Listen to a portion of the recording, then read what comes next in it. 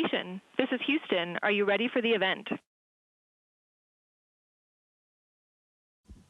Houston, this is Station. We are ready for the event. KCTV-TV, this is Mission Control Houston. Please call Station for a voice check. Station, this is KCTV-TV. How do you hear me?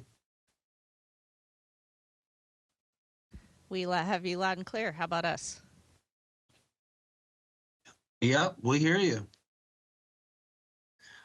Before we get started, well, thank you, ladies. I just want to make sure we are saying your names correctly. So if you could start off by saying your names. Sure. My name is Loral O'Hara. And I'm Jasmin Moghbeli.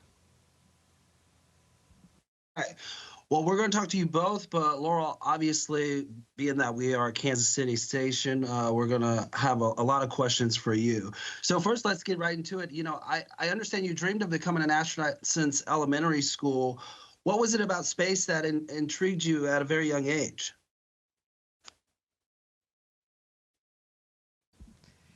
Yeah, just from the time that I was really young, I was always really interested in exploration, and I dreamed of being an explorer, like in the old-fashioned sense, exploring new lands. And I always just really enjoyed new places and new experiences.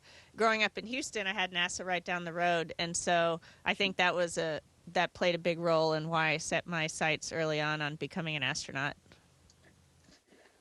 Yeah, and I know you got your master's at Purdue, but you got your undergrad. You got your undergraduate degree at KU, 2005. Talk about your time at KU and how that prepared you for the career you have today. Yeah, KU was really the start of it all.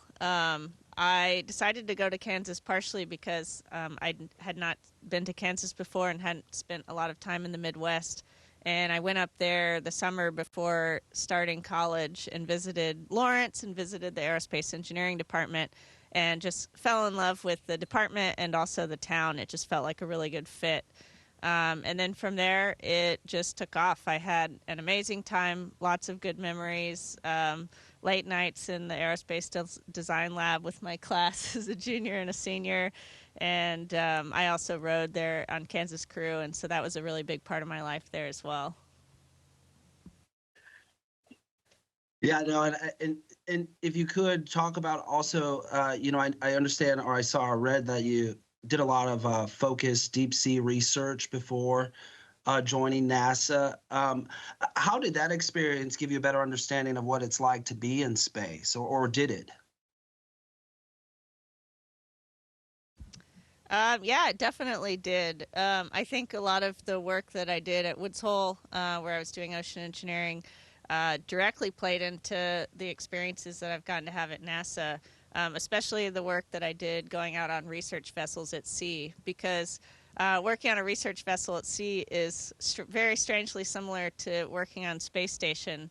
In both cases, you're in a relatively remote environment, so you only have the tools and the equipment that you have on board your ship at hand to be able to solve problems and fix things. And then you're also just working as part of a relatively small operational team. And then you have a bigger team back on shore, back on the ground, helping you.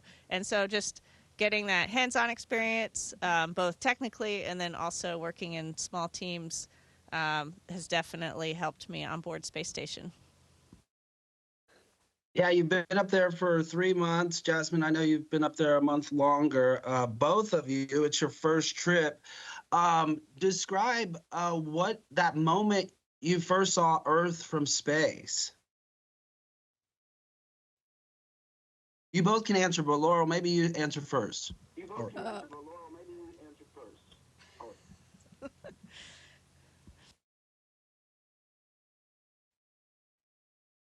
Station, your mic is off.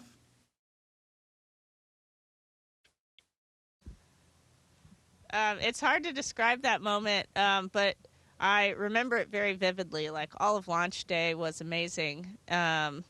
Just the entire